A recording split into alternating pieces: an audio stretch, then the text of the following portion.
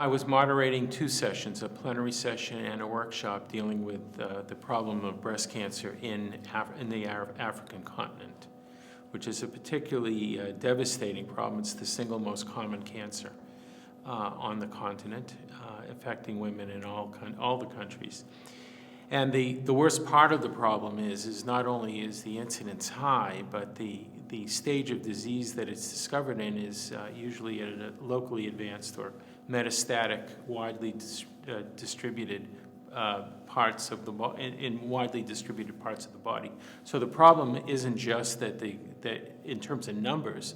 The problem is in terms of the stage of the disease, which is advanced. And so the world has come together between the World Health Organization, the American Cancer Society, which is committed to the global fight against cancer, and several other organizations have all come together to try to get a handle on this and to sponsor activities and conferences such as the African Organization for Research and Training in Cancer, and try to limit the burden of the disease.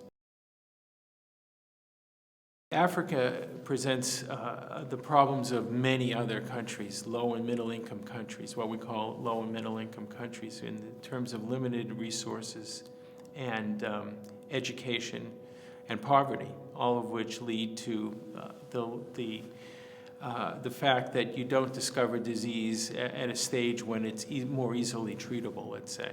And so Africa is really the fulcrum for all of these activities, because there are so many countries that are classified in the low and middle income range. So there's a unique problem and a unique opportunity to improve care for millions of people in all of the countries of Africa. We need governmental support from these countries so that they understand that the non-communicable diseases, especially cancer, is a disease that is a group of diseases that we can get a handle on. Let me give you an interesting statistic. If we don't control tobacco, if the world, including Africa, doesn't control tobacco use by the end of this century, so this is 2015, by the end of this century, in another 85 years, we will lose 1 billion people on this planet. Not 1 million, not 100 million, but 1 billion people if tobacco isn't reined in.